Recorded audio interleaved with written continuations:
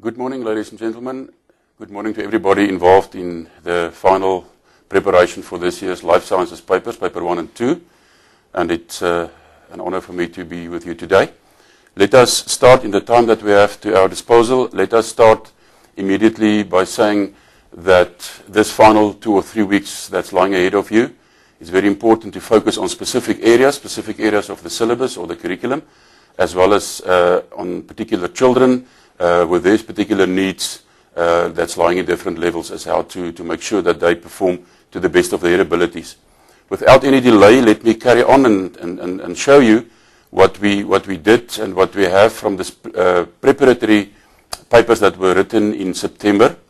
From those papers, the results analysis that came from there, we can clearly see in paper 1, when you look at this analysis that was done, that still terminology, that part, terminology is still a problem, lying of the people that were taken in this survey.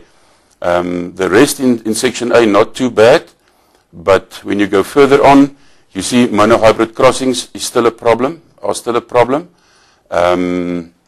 genetic disorders, maybe not so much. Meiosis, people are starting to get a grip of that. Then two topics that definitely provide problems are evolution, especially evolution of the species here that was in the paper, evolution of dogs, artificial selection, of course, and then, of course, also this one, the finches, the adaptations to their environment, natural selection, and then this last question, protein synthesis. When protein synthesis is normally asked in section B or even in section A, children don't have too much a problem, but the minute you put it into an essay like here, you will see that maybe the overall results will drop below 50%. Let us quickly look at paper 2. From the results, again, terminology. Now, before I carry on, terminology, we have spoken about this many times before. How can you improve? How can you improve the learners' studies? How can you improve the knowledge on different terms and different terminologies? That simple rule that we set, the minute you start with new terms, now it's the end of the year, you won't start with new terms now, but it's not too late for learners to make a glossary, to make a word list, and of course from there, very easy for them to take the term and to define it on that way, but also taking the definition, hiding the terms on one side, and then look at the definition and try to give a term to each definition. So in each and every chapter, each and every topic, there's a lot of terms, a lot of terminology. And that is the starting point. If a learner knows his or her terminology, the rest of the work becomes quite natural and quite easy. Further on in this paper, also plant reproduction and plant responses to the environment when it comes to hormones, and then from there, sexual and asexual reproduction in plants definitely were a problem also in this paper in September, because you can see even below 40% for those two topics. The flower, maybe a reason for low performances here was that people sometimes think that this part of the work, it's a small part of the work, flowers and seed banks and different pollinators, agents that pollination. Yes, people neglect maybe this part of the work, and here we see it was asked in September, and really children had also to know and make sure that they are masters of that topic. The rest of this paper went quite well, although I must say we found again that learners did poorer in paper 2 than in paper 1. There could be a lot of reasons for that we're not going to discuss now. Again, the final question on competition, predation, carrying capacity. Again, it was part of the essay. It was asked in the essay. And maybe because it was there, learners struggle with that. But please, that is at the end of the curriculum. That is the last final part of the work. We mustn't neglect that part. If you think it's a problem at your school, go back and make sure that whenever extra classes or camps that you are attending with your learners, make sure that you also address this part again very, very well, together with population ecology, the one that just comes before that. That brings us to the end of this first part, just a recap on the papers that were written. Now, what I'm going to do for the rest, more or less an hour, is quickly, not taking too much time in the formatting of the paper, because you know that and the children definitely also know that. But let us just make sure that there's no any misperceptions on the format for the coming paper at the end of this year. The paper format as we have it, exactly the same as in the September exams. Of course,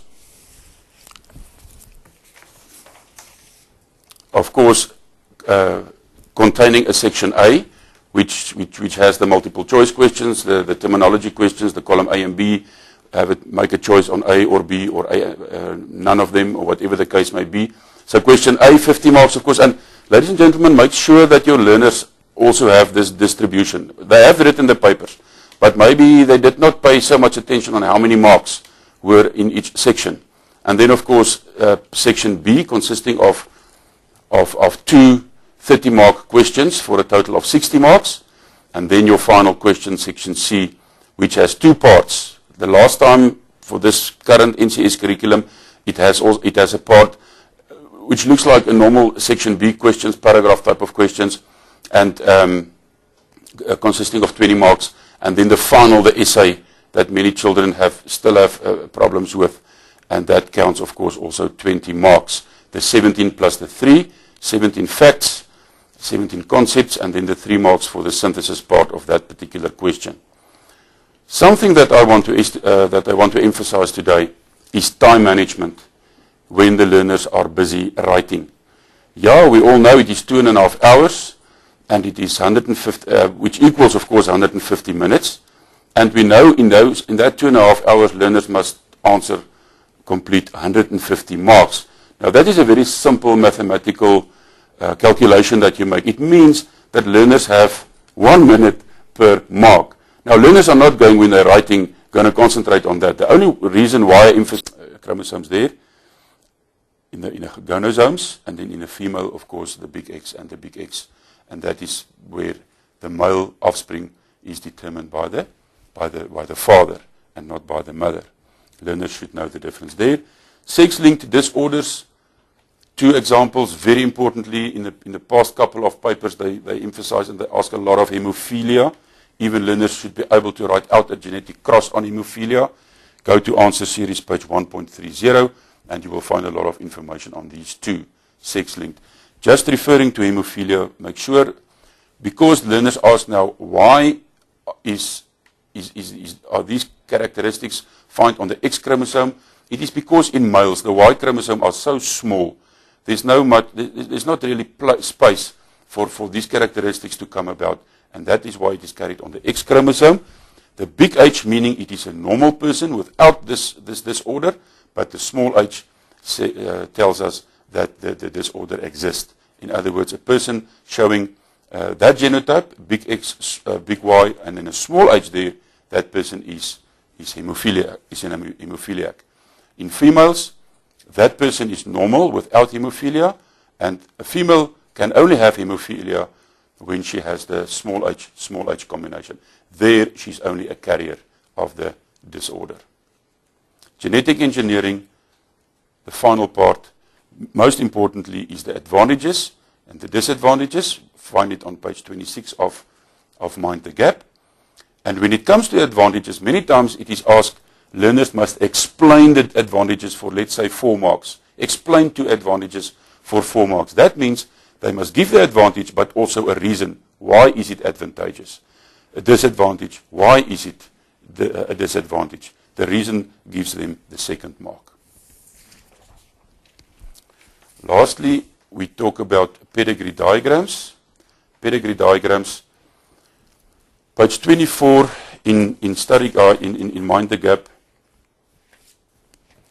tells us about the steps. Now, I don't know I'm not so sure if learners, they don't have to memorize the steps, of course, like to write them down, but to use their knowledge on pedigree diagrams, they should really know what steps to follow.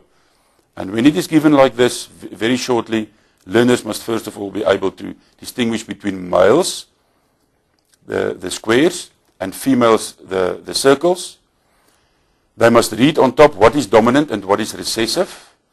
If recessive is the non-shaded or the clear square, and the dominant characteristic is indicated with a shaded square, the same with the females. Then from there on they can start answering the question. So they can immediately write down in all these unshaded squares and circles, they can write down, it is a person with blue eyes in this case, or with the shaded ones, it's a person with brown eyes. From there they can distinguish, if it's the recessive trait, then all these will have the small letter, like big B and small b characteristic, because it is the blue-eyed characteristic which is recessive. Then all the heterozygous or the homozygous individuals with the shaded ones means it's either then big B, small b, or big B, which gives you the dominant trait. And then for an offspring to show the dominant trait, and especially to show the recessive trait, it means one of the parents, in this case there, one of the parents must be heterozygous, so that the two small genes can come together to provide this offspring. In very short explanations given here, but let's make sure that our learners are able to interpret a pedigree diagram.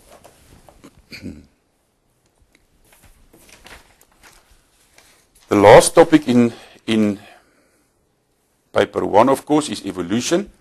I'm going to go a little bit quicker because our time for this first round is running out.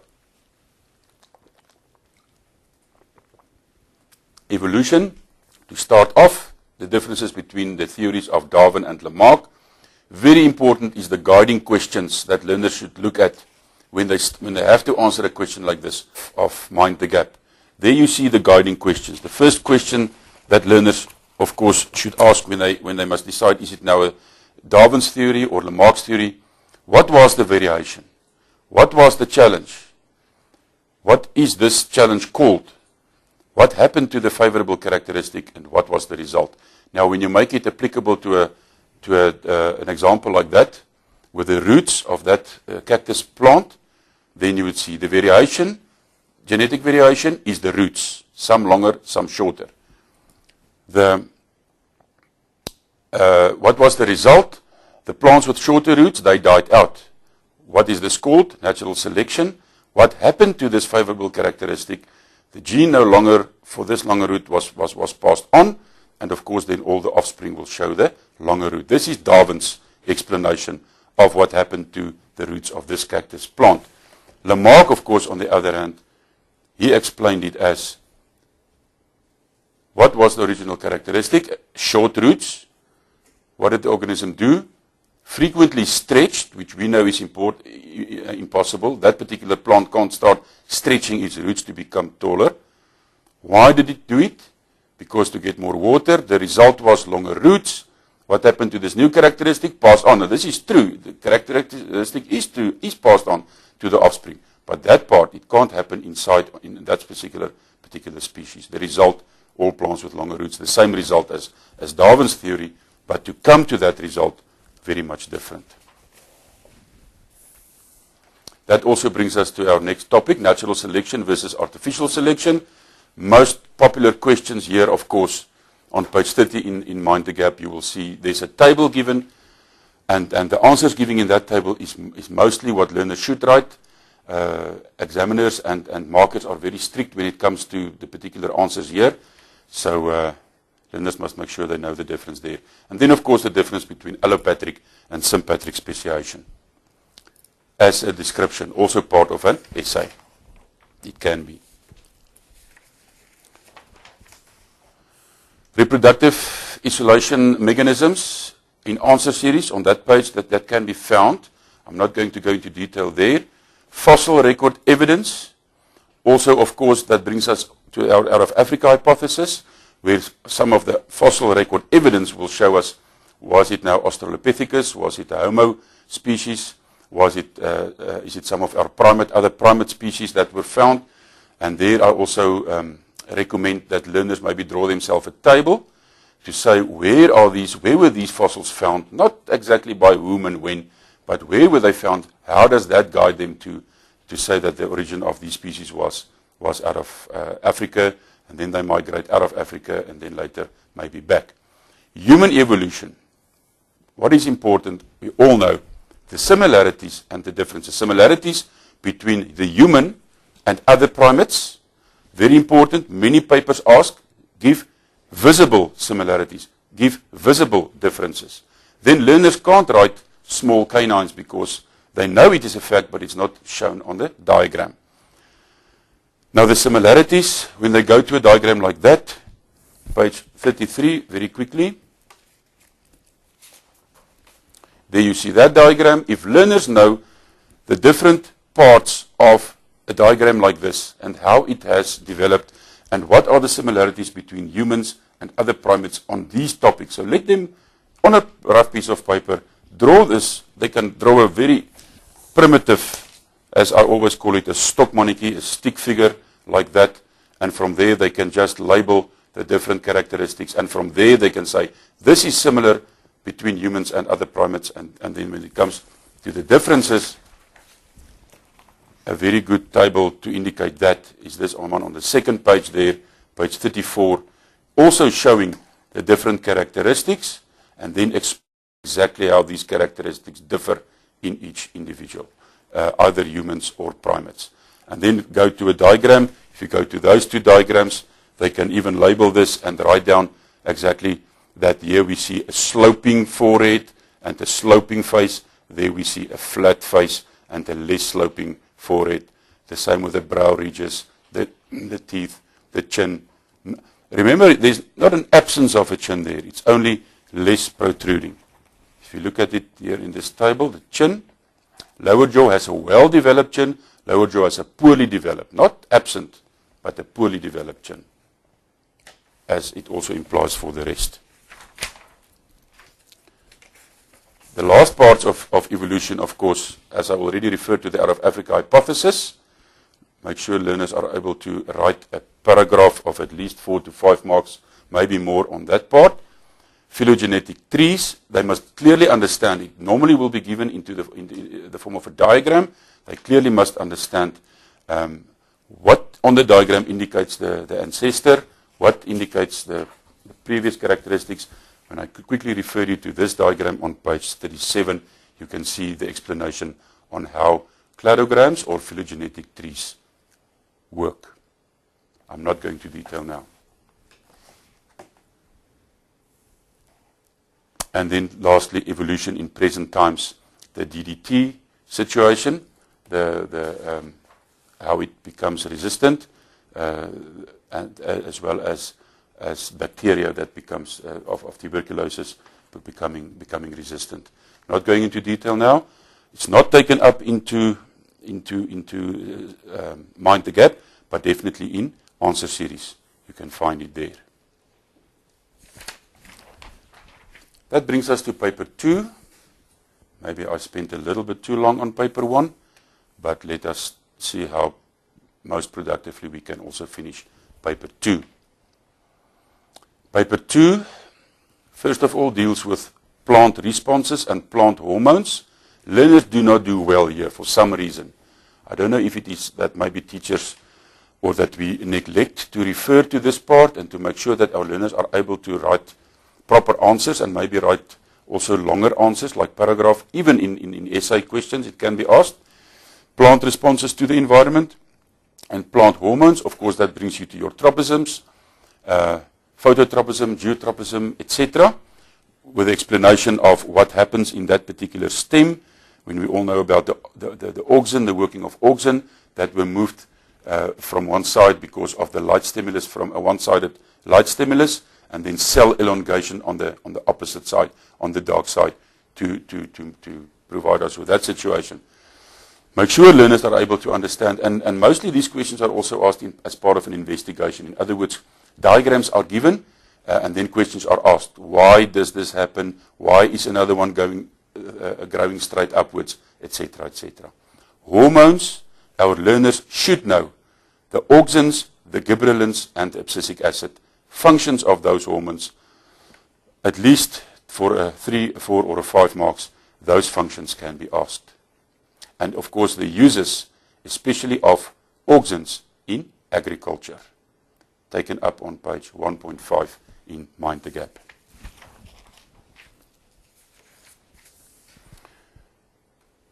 Our next topic, animal responses, which include a lot of topics.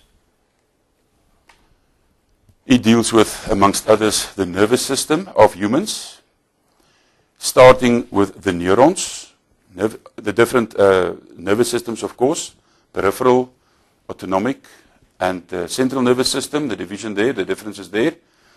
Then, of course, the brain, the parts of the brain, the functions of the parts of the brain, as well as the spinal cord.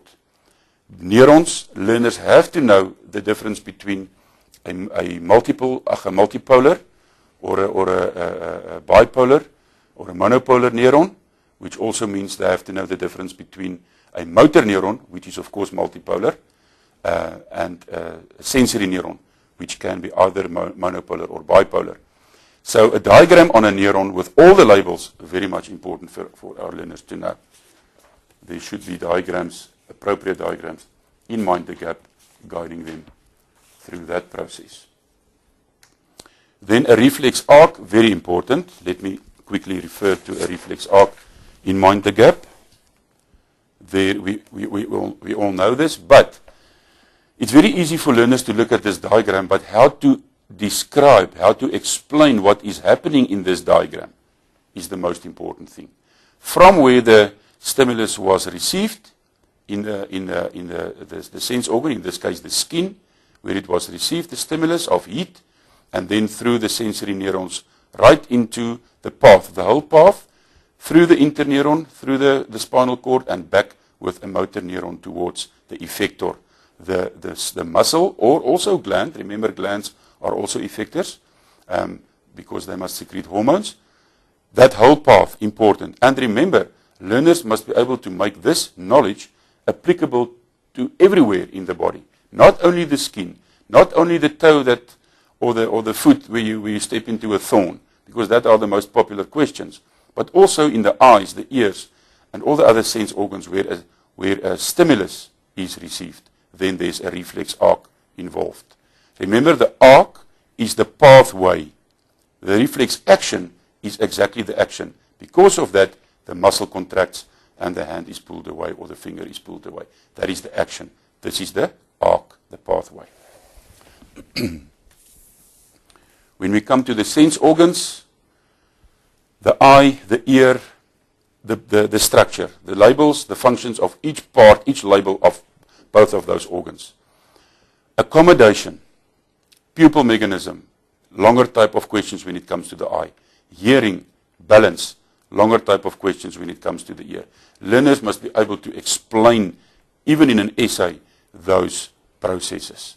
And they very much get confused between accommodation and pupil mechanism.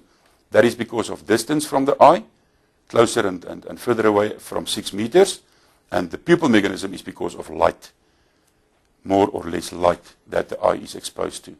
In the ear, hearing and balance, both functions of the ear, learners must know the pathway of a sound impulse or a sound wave until it becomes an impulse, and then of course balance, where is that being triggered as well as controlled. I've put the skin and thermoregulation here because I was afraid I'm going to forget it. Very, very much important. Our June paper 2, you will remember, had an essay on the skin, not so much the structure and the labels, but then of course thermoregulation, which is also part of homeostasis. Make sure our learners on page 60, Mind the Gap, are able to explain the role of blood vessels, the role of the brain, the role of the skin in thermoregulation, but just remember that tricky part, the hair and the erector muscle, not in humans playing a major role. That is why it is not credited when learners are writing that. It happens. The hair and the erector muscle, there is something happening when a person is getting cold or hot, but it does not play a role in thermoregulation in humans. Endocrine system, the most important hint I can give here. Let the learners draw, as I say, a stick figure like this. Put in the glands, pituitary gland, thyroid gland, pancreas, which is a gland, adrenal glands on top of the kidneys, and then the glands in the gonads, the ovarium, the testis. Then let them draw a table next to it. There is a similar table in Mind the Gap, but let them do it themselves. And then they label. And then they label each of these glands, writing the hormone into the table, writing the function, writing the target organ where it works, as well as what happens with an over or an under secretion. In the last 5 minutes of our broadcast, let us try to finish paper 2, negative feedback, with the hormone chapter or content. On that page, you will find especially negative feedback when it comes to TSH and the thyroid gland, as well as insulin and glucagon. And I'm not going into detail now, but make sure our learners are able to write an essay, a long question or a long answer on this particular topic, negative feedback. Can be explained with diagrams, but learners should be able to write it out. Then reproduction in plants and animals. Reproduction in plants, first of all, how does the plant life cycle works from haploid to diploid and vice versa. The two examples, mosses and flowers. Those two learners must know. They must be able to know, is this diagram from a moss? Is it from a flowering plant? And where do I see the change from haploid to diploid in that particular diagram? Also, sexual versus asexual reproduction in plants, life cycles in animals, pollination in plants and the different agents in wind pollination, water pollination, self-pollination, and then, of course, flowers and seeds. Don't neglect this part, teachers. Flowers and seeds, very important. Learners should know. There was a question in this last paper being asked. And then the reproductive strategies that animals and plants can show on page 1.50. Of course, this is in answer series. Human reproduction, what more can I say? But the organs, always important, male and female with labels and functions. What is gametogenesis? Remember, it's nothing else but meiosis happening there. Spermatogenesis and oogenesis. Learners must be able, they won't ask them to draw a diagram of that, but explain it or bring it into relation with meiosis. Then menstrual cycle with the hormones involved. When you look at page 69, I'm quickly going to refer to 69. You all know where it is. When you see that graph explained by this table, very important for learners to know. They must sit down and they must study this. They must know this by heart. What happens in that pituitary gland? Which hormones are released or secreted? Where do they function? Where do they work? Which hormones comes from the ovarian hormones? When is there an increase? When is there a decrease?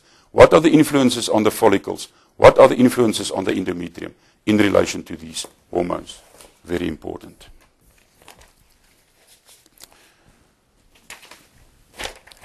Before I finish off with reproduction, of course, also fertilization, implantation, and then different parts of the embryo and the functions of that different parts of the embryo.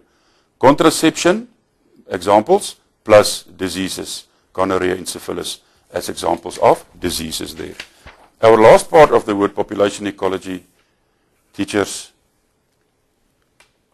a learner should be able to determine the population size with the different methods. Mark recapture, the quadrant method, census method. They should distinguish between the J-curve and the S-curve. From a diagram, they should be able to draw them themselves from information given in a table. And then, of course, when they go to human population growth, our graphs on page 79, those two graphs.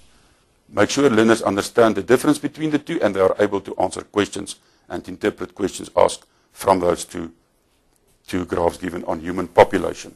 One graph referring to developed countries and the other one to developing countries. And then, of course, finally, interactions. Social organization, animals forming flocks and herds, dominant breeding pairs, difference in different labor differentiation, like in bees, division labor. Interactions, predation, competition. This was this last preparatory exam, September. Long question, paper 2. This was asked. Learners can't neglect this. They must study this. Competition, symbiosis, the different forms of symbiosis, and then, of course, the totally last part of our syllabus, ecological succession on page 84 described. Make sure learners know the difference between the primary and the secondary populations when it comes to succession. So this last part, most of all being asked like in paragraphs or in an essay question right at the end. With that, I think we come to the end of our first broadcast, and hopefully that you in showing the learners what is important when they prepare for this final part of the year for the final exam in November. Thank you very much.